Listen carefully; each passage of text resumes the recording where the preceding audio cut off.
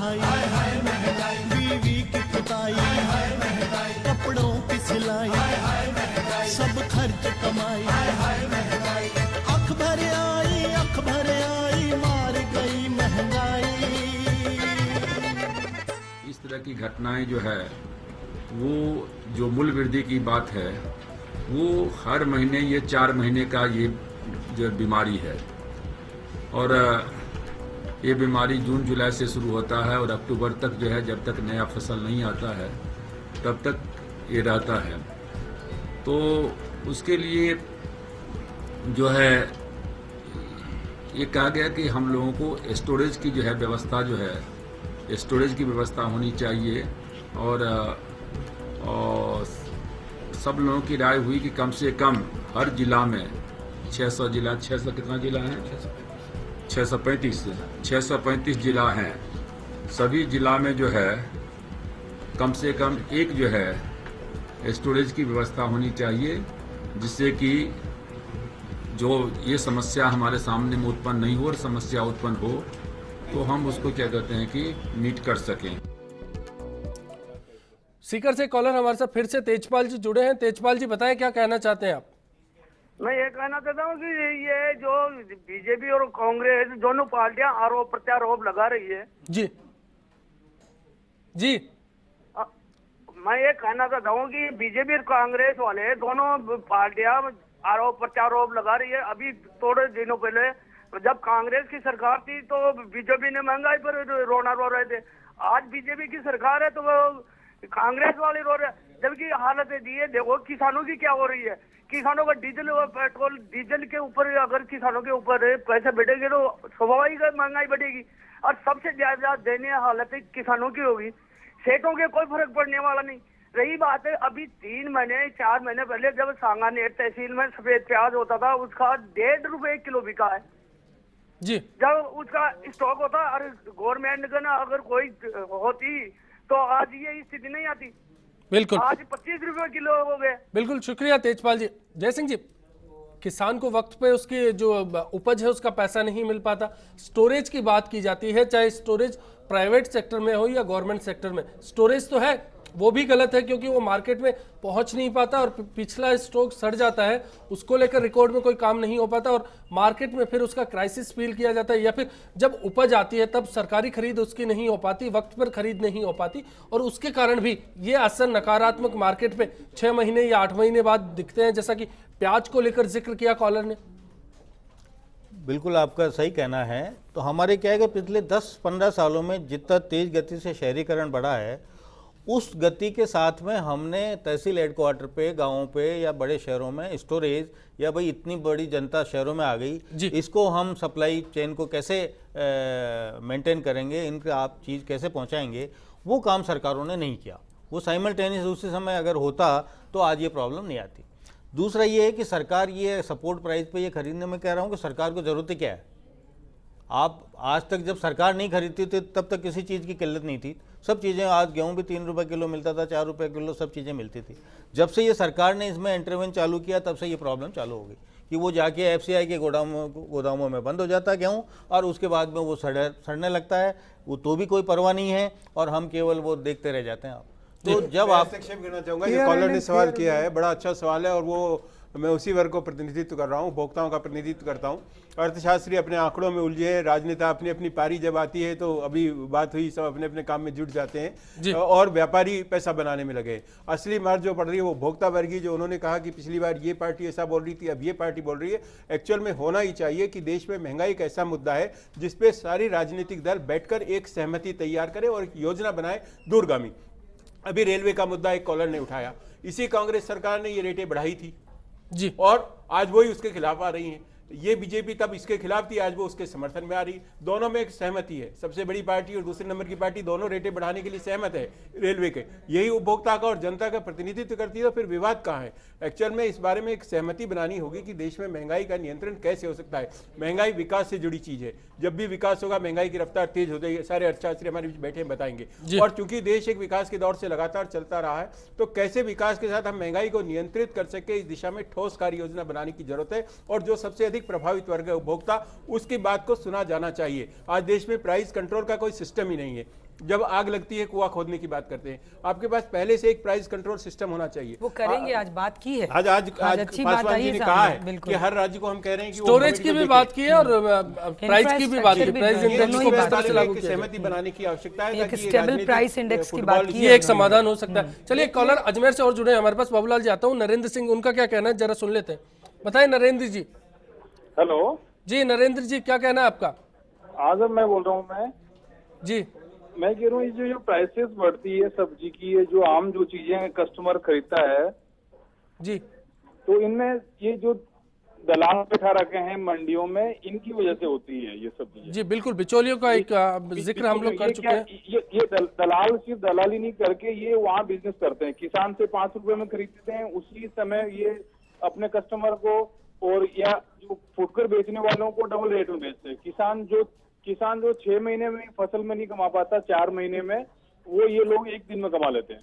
जी बिल्कुल, शुक्रिया नरेंद्र जी। इस बार हम लगातार चर्चा करते जा रहे हैं इस चर्चा में। लेकिन बाबूलाल जी, मैं आपके पास आता हूं। आज एक डिबेट में हरियाणा के मुख्यमंत्री भूपेंद्र हुड्डा और सुशील मोदी जो बीजेपी के कद्दावर नेता हैं बिहार से, वो दोनों इस महंगाई को लेकर उलझ गए। तब भूपेंद्र हुड्डा ने कहा कि हमने हरियाणा में वेट डीजल पे कम कर रखा है, हमने एलपीजी सिलेंडरों पर टैक्स नहीं लगा रखा राज्य में, उस तरह से हम लोग उपभोक्ता को राहत देते हैं और जो मार्केट में नेशनल जो प्राइस इंडेक्स है उसका जो असर होता है सीधा हमारे स्टेट पर नहीं आता। आपको क्या लगता है कि ये रास्ते राज्य के स्तर पर अपनाए जा सकते हैं? केंद्र निर्देशित करता है राज्यों को कि आप जमाखोरी रखो, क्या राज्यों को टैक्स को लेकर भी रियायत देने के लिए कहा जा सकता है? देखिए, दो बातें हैं। निरंतर यहाँ भी ये मांग उठती रही है, चाहे पार्टी कांग्रेस की, ये सरकार कांग्रेस की रही हो या बीजेपी की रही हो, कि डीजल और पेट्रोल में जो टैक्स है वो बड़ा भारी टैक्स है, उसको कम किया जाना चाहिए। ये बराबर उठती रही है मांग, परंतु मुझे पता नहीं ये निदान क्यों नहीं हो पा रहा है। जहाँ तक इनकी कीमतों की बात है, जैसे ही इन पे कीमत बढ़ती है ट्रांसपोर्टेशन महंगा होता है और ट्रांसपोर्टेशन का सीधा सीधा असर, मतलब जमाखोरी के सिवा एक और फैक्टर है मार्केट में जिसका असर पड़ता है। एक बात मैं आपको और निवेदन करना चाहता हूँ, हमारे राजस्थान की जो ये मैं पैनिक की बार बार बात कर रहा हूँ जी, राजस्थान में आज की तारीख में भी, आज के 10 दिन पहले भी, आज के महीने भर पहले भी बराबर मैं माननीय मुख्यमंत्री जी से भी ये निवेदन करता आ रहा हूँ कि हमारे यहाँ किसी चीज़ की कमी नहीं है। 40 से 50 ट्रक जो 7-8 टन के हैं, दैनिक रूप से हम प्याज के यहाँ आ रहे हैं, मंडी में आ रहे हैं और 13 से 14 रुपये किलो में बिक रहे हैं। और वो न केवल यहाँ बिकता है, ये इसके अलावा हरियाणा जा रहा है और दिल्ली को जा रहा है। ये बात आज हमारे माननीय वित्त मंत्री जी ने भी स्वीकारा है। और आप ये देखिए कि निरंतर हम जैसे आलू की बात करते हैं जी, आलू कोल्ड स्टोरेज में हमारे यहाँ, मैं बराबर कह रहा हूँ कि हमारे यहाँ 60,000 करीब बोरी है। और इसके अलावा जो अभी आलू मार्केट में आ रहा है वो नदवई के 2 कोल्ड स्टोरेज से, भरतपुर के कोल्ड स्टोरेज से और भरतपुर के बॉर्डर के कोल्ड स्टोरेज से, आगरा के कोल्ड स्टोरेज से और अलीगढ़ के कोल्ड स्टोरेज से जब आलू निकलता है और निकल करके 2 दिन में बाहर आकर के जब उसको ठीक से स्थिति में आता है, उसी समय वो बिकता है। अगर उसको 1 दिन भी बाद में रख लें तो उसमें सलवट आ जाती है। कोई भी गृहिणी या आलू खरीदने वाला जो आलू खरीदने जाता है फिर उस आलू को नहीं खरीदता। और जो ये बात करते हैं कि साहब वो आदमी 20 रुपये किलो बेचता है, मैं कहता हूं कि लेकिन मेरा सवाल यहाँ पर, मैं गिरिराज जी आपके पास आ जाता हूँ। जमाखोरी पर जोर दिया जा रहा है केंद्र की ओर से, लेकिन यहाँ फैक्टर आता है कि डीजल की कीमतें भी कहीं ना कहीं, टैक्सेस भी महंगाई को लेकर फैक्टर है। क्या केंद्र को अब इस दिशा में काम करना चाहिए? नहीं, निश्चित रूप से आज खबर है कि 250 रुपये सिलेंडर पर भी बढ़ सकते हैं। यही तो सबसे बड़ा मूल प्रश्न है ना, कि भारतीय जनता पार्टी के नेता ये कह रहे हैं, सरकार ये कह रही है कि हमें समय दीजिए, हम महंगाई पे काबू करेंगे। दूसरी तरफ लगातार हर वस्तु के भाव बढ़ रहे हैं। ये डीजल के ऊपर 50 पैसा जो बढ़ रहा है हर महीने, ये पहले जब कांग्रेस सरकार ने लागू किया उस समय आलोचना करते थे कि इसका भार हर वस्तु के ऊपर पड़ेगा, महंगाई बढ़ेगी। आज उसी को ये कंटिन्यू कर रहे हैं। क्यों नहीं उसके ऊपर ये रोक लगाते हैं? क्यों नहीं उसको ये रोकना चाहते हैं? आज जो समाचार जिस तरह के आ रहे हैं कि केरोसिन के ऊपर 3 से 4 रुपये बढ़ा रहे हैं, जो आम आदमी, गरीब आदमी, गांव में बैठा हुआ किसान और कच्ची बस्ती का आदमी जिसका उपयोग करता है, उसके ऊपर 1 से 4 और 5 रुपये, एलपीजी सिलेंडर के ऊपर 250 रुपये एक साथ अगर बढ़ जाएंगे तो महंगाई का क्या असर होगा उस आम आदमी, जो आनंद जी बात कर रहे हैं, उस गृहिणी का, उस चौके का क्या हाल होगा महंगाई का, ये कल्पना से परे है। जी बिल्कुल। एक कॉलर मध्य प्रदेश के रतलाम से हमारे साथ हैं, रामचंद्र पाटीदार साहब। बताएं रामचंद्र जी, क्या कहना है आपका? हमारा कहना है कि सब महंगे की बातें करते हैं, किसानों की कोई नहीं करता है कि वो खाद कितना महंगा लाता है क्या नहीं। उसको अगर कोई चांस मिलता है तो सब पब्लिक उसको दबा देती है। किसानों को क्यों नहीं दिखाते हैं कि वो कितनी मेहनत करके इतना प्याज, आलू, सब्जियां वगैरह, दवाइयां कितनी महंगी बढ़ती जा रही हैं। जी क्या बिल्कुल, इस पर चर्चा करेंगे। मेरे पास ब्रेक का कॉल लगातार आ रहा है, ब्रेक पर जाते हैं। ब्रेक पर लौटने के बाद किसान की बात करेंगे वस्तु सेवा कर की। आखिर महंगाई में इसका कितना फर्क पड़ सकता है? कालाबाजारी पूरे राजनेता और ब्यूरोक्रेट्स की सह पर काम करते हैं। ब्यूरोक्रेट्स जो भी काम करते हैं वो आगे पीछे अपना भला सोच के ही करते हैं, नहीं तो आम आदमी पर जो अंकुश लगाया जाता है वो प्रभावी लोगों पर क्यों नहीं लगाया जा सकता? लगाने वाली बॉडी तो, क्रियान्वयन करने वाली बॉडी तो ब्यूरोक्रेसी है ना। देखिए, राजनेताओं के ही शय पर ये कालाबाजारी होती है, राजनेताओं के ही बयानों के आधार पर महंगाई बढ़ती है और उतरती है। ठोस नीति बनाए, जो व्यापारी है उनमें डर होना चाहिए सरकार का। आज की तारीख में कई तो राजनेता ऐसे हैं जो खुद ही व्यापारी हैं। अब जब वो खुद ही व्यापारी हैं तो अपने लोगों को वही कहेंगे कि स्टॉक करें। बच्चों की पढ़ाई, बीवी की पुताई, कपड़ों की सिलाई, सब खर्च कमाई। अख भर आई मार गई महंगाई। बच्चों की पढ़ाई, बीवी की पुताई, कपड़ों की सिलाई, सब खर्च कमाई। अख भर आई मार गई महंगाई।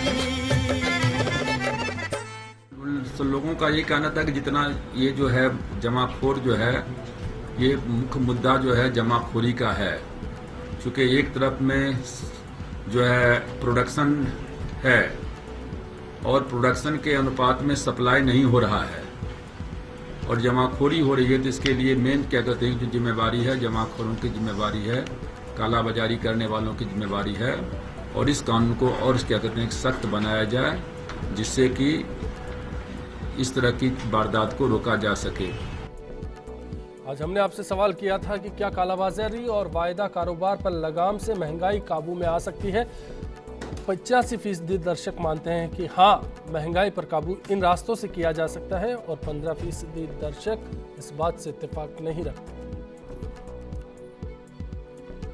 महंगाई से जुड़े सवाल को लेकर एक और दर्शक नागौर से हमारे साथ हैं, हनुमान प्रसाद जी। बताएं हनुमान जी, क्या कहना है आपका? लगता है हनुमान जी से भी संपर्क हमारा टूट गया। मैं आपके पास आता हूं जय सिंह जी। सबसे पहले जीएसटी को लेकर मैं जानना चाहूंगा कि क्या जीएसटी पर टैक्सेस जो लगते हैं जीएसटी के तहत, उन पर कम करके क्या राहत दी जा सकती है आम आदमी को, या फिर इसका कोई और रास्ता हो सकता है? आखिर किस तरह से काबू पाया जाए, क्योंकि सिर्फ जमाखोरी तो अभी तक की जो राय है उसके मुताबिक सिर्फ जमाखोरी पर लगाम कस के ये रास्ता महंगाई को कम करने पर नहीं जाता। जीएसटी और जमाखोरी का कोई लिंक नहीं है, कोई लेना देना नहीं है, बल्कि ये है कि जीएसटी आने के बाद में तो आम आदमी जो आज टैक्स के किसी दायरे में नहीं है, वो कुछ भी काम करता है वो दायरे में आ जाएगा। उसकी मिनिमम रेट 14% से चालू होती है। आप तो ये मान लीजिए कि जितनी पब्लिक आज टैक्स से कहीं न कहीं बाहर है, जो मान लीजिए 25-50 हज़ार रुपये महीने कमाने वाला है, वो भी कहीं न कहीं उसकी चपेट में आ जाएगा और उस पर टैक्स लायबिलिटी बढ़ जाएगी। तो वो तो ये कह लीजिए सरकार के लिए एक नई तकलीफ वाला काम होगा, लेकिन वो करना जरूरी है। वो हमारा इंटरनेशनल कमिटमेंट है, इंटरनेशनली मार्केट में हमको रहना है, तो ये जीएसटी लगाना भी जरूरी है। कंक्लूजन के लिए मैं आपके पास आऊंगा। आनंद जी, क्या कहेंगे इस पर आप? जीएसटी इशू नहीं है, इशू ये है कि टैक्स कितना हो। जैसे पेट्रोल डीजल को लेकर हम देख रहे हैं कि वेट कितना हो, अलग अलग स्टेट्स में उनकी रेट अलग अलग है, पर इसके साथ ही साथ टैक्सों की राहत के साथ जो सबसे बड़ा मुद्दा जुड़ा है वो है सब्सिडी। राज्य सहायता का मुद्दा महंगाई को सबसे ज़्यादा प्रभावित करता है। आप एक ताकतवर पहलवान और एक कमज़ोर फिसड्डी आदमी को लड़ने के लिए बाजार में नहीं छोड़ सकते। हम उस गरीब आदमी की बात कर रहे हैं, दलित मजदूर पिछड़े की बात कर रहे हैं, जो दूसरे पैसे वालों की टक्कर में बाजार में सामान नहीं खरीद सकता। तो सब्सिडी काटने की जब भी कोशिश होती है, अब डीजल का इशू हो, खाद का इशू अभी एक किसान साथी ने उठाया था, या दूसरे जो भी जरूरी चीज़ें हैं, ये सब्सिडी से जुड़ी हुई चीज़ें हैं। और हमारी ये मांग है बहुत सख्ती के साथ कि गरीबों के लिए सब्सिडी जारी रहनी चाहिए। सार्वजनिक वितरण प्रणाली को सुदृढ़ किया जाना चाहिए और उस व्यक्ति के लिए जो खरीदने की कैपेसिटी इस खुले बाजार में नहीं रखता, अंतर्राष्ट्रीय उदारीकरण की बात हो रही है, जीएसटी की बात हो रही है या वैश्विक तौर पर आर्थिक नीतियों की बात हो रही है, वहां उसे प्रोटेक्ट किया जाना बहुत जरूरी है। और हम उम्मीद करते हैं, मांग करते हैं सरकार से कि कम से कम गरीब के हिस्से की सब्सिडी को जारी रखा जाएगा ताकि वो भी अपना जीवन यापन कर सके। चलिए बाबूलाल जी, आप क्या कहना चाहेंगे, किस तरह से महंगाई पर काबू पाया जा सकता है? जमाखोरी के सिवा और अल्टरनेट क्या हो सकते हैं, क्या रास्ते हो सकते हैं? क्योंकि वित्त मंत्री कहते हैं उत्पादन ज्यादा है, उसके बावजूद जो मार्केट में सप्लाई है वो कम है। देखिए, अभी डीजल की बात हो रही थी दरें बढ़ाने की, अब इसे रोका जाना चाहिए। कोई भी फ्यूल पर अब कोई नहीं बढ़े, क्यों ट्रांसपोर्टेशन महंगा नहीं हो। रेल पे इन्होंने बढ़ा दिया 6%, ट्रांसपोर्टेशन ट्रक वालों ने उससे पहले ही 6% बढ़ा दिया। तो ये सब एक दूसरे से कड़ी से कड़ी जुड़ी हुई है, तो ये रोका जाना चाहिए। दूसरा है कि ऐसे स्तर कायम किए जाएं जहां हमें कोल्ड स्टोरेज मिले, जहां हमें वेयर हाउसेज मिले, और ये किसान के स्तर पर अब आवश्यक हो गया है, क्योंकि फूड सेफ्टी स्टैंडर्ड एक्ट आ रहा है, वो भी यही कहता है कि वहाँ से ग्रेडिंग होके होना चाहिए, वहाँ से पैकिंग होके होना चाहिए, और माल बिके जो इस तरह से शुद्ध और अच्छा बिके। हम इसके लिए हामी हैं कि भाई हाँ ऐसा होना चाहिए। मैं बराबर ये कह रहा हूँ कि हम राज्य सरकार को पूर्ण सहयोग करने के लिए अभी भी तैयार हैं, और तब भी तैयार थे कि किसी भी प्रकार की अगर कालाबाजारी की और ये जो शब्दावलियाँ हैं, ये शब्दावलियाँ छोड़ें और वस्तु स्थिति का एग्जामिन करें। एक रिसर्च करने की आवश्यकता है इस समय कि क्या वाकई ही कोई महंगाई इसका कारण, इसका मुद्दा बनी है कि कहीं स्टोरेज हो रहे हैं, कहीं कालाबाजारियाँ हो रही हैं, कहीं भाव में ज़्यादा मुनाफेखोरी हो रही है। पर और तीसरी बात यही है कि वायदा बाजार को तत्काल प्रभाव से ये जितने भी फूड स्टफ्स हैं, खाद्य पदार्थ हैं, इनको तो निकाल ही देना चाहिए। जी गिरिराज जी, आपकी क्या राय है? निश्चित रूप से महंगाई के ऊपर काबू करने के लिए सरकार को खाली एक वर्ग को दोषारोपण करें कि कालाबाजारी और जमाखोरी की वजह से महंगाई बढ़ रही है, ये बाबूलाल जी ने बिल्कुल सही कहा कि इसके ऊपर रिसर्च होनी चाहिए और सरकार की इच्छा शक्ति होनी चाहिए। जैसे हरियाणा के मुख्यमंत्री जी ने कहा कि एलपीजी के ऊपर उन्होंने ना टैक्स नहीं लगा रखा, डीजल के ऊपर उन्होंने वेट नहीं लगा रखा, उससे जनता को सीधी राहत मिलती है। तो यदि राज्य सरकारों की इच्छा शक्ति यदि मजबूत हो तो निश्चित रूप से वायदा कारोबार पर आपकी क्या राय है? वायदा कारोबार निश्चित रूप से बंद होना चाहिए। वायदा कारोबार भी बहुत बड़ा महंगाई का कारण है, इसमें कहीं कोई दो राय नहीं है। जय सिंह जी, अब आपसे राय। मेरा तो एक ही मत है कि ये सरकार जो अच्छे दिन की बात कर रही है, वो पता नहीं इनके जितने भी उपाय है उससे आएंगे या नहीं, डाउटफुल लगता है मेरे को। लेकिन अगर निश्चित रूप से वायदा बाजार को अगर बंद कर दिया जाए तो 6 महीने में हम अच्छे दिन की फीलिंग करेंगे, ऐसा मेरा। सुमन शर्मा जी, क्या उम्मीद की जाए आपसे कि आने वाले टैक्स में, आने वाले बजट में क्या वायदा कारोबार पर लगाम कसने के लिए मुख्यमंत्री जी कुछ कर पाएंगे? बिल्कुल करेंगी। आपने देखा होगा कि वायदा बाजार को हम लोगों ने ही उठाया, हमारी सरकार में ने ही इसको चर्चा में लाने का मादा रखा। बजट वाले दिन चर्चा करेंगे यहीं पर? नहीं, बिल्कुल करेंगे, मैं आपके साथ होंगी। केंद्र की भी बात कर रही हूँ और राज्य की भी बात कर रही हूँ, दोनों सरकारें मिलके। आपको ध्यान दिलाना चाहूँगी एक वक्तव्य प्रधानमंत्री नरेंद्र मोदी जी का, उन्होंने कहा था किसान ताकतवर होगा तो देश से महंगाई भी खत्म होगी। अभी बाबूलाल जी की बात अच्छी है कि एफसीआई के गोदामों की स्थिति अच्छी नहीं है। अगर किसान को अपना गोदाम मिल जाएगा तो डिमांड एंड सप्लाई बराबर रहेगी, कभी क्राइसिस नहीं होगा, कंज्यूमर और किसान दोनों राजी रहेंगे। इन्हीं पे हमारी सरकार काम कर रही है और थोड़ा समय जरूर लगेगा। जनता उद्वेलित है, स्वाभाविक है, महंगाई की मार से उनकी कमर टूट चुकी है, इससे जनता के बहुत सारे सवाल आ रहे हैं। लेकिन मैं आपको भरोसा दिला के जाना चाहती हूँ आपके चैनल पे कि इसको हम लोग नियंत्रित करेंगे, लेकिन 30 दिन में नहीं, कम से कम 6 महीने में आपको हमारे बजट से ही नज़र आ जाएगा। जब हम बजट आएगा हमारा तो आपको दिखने लगेगा, जैसा जयसिंह जी भी कह रहे थे कि वायदा बाजारी खत्म होगी तो अच्छे दिन आ जाएंगे। तो डेफिनेटली देश और राज्य को अच्छे दिन मिलने वाले हैं। वैट की भी बात कहिए तो वैट पे भी मुख्यमंत्री जी चिंतित हैं, आप लोग से भी मिली है, चर्चा हुई है। हो सकता है कि वैट में हम कहीं ना कहीं पड़ोसी देश के बराबर हो जाएं। चलिए, इस चर्चा में आज इतना ही। सभी खास मेहमानों का यहाँ हम शुक्रिया अदा करेंगे। इसी उम्मीद के साथ आपसे विदा लेंगे कि आने वाला कल आपके लिए आज से बेहतर साबित हो।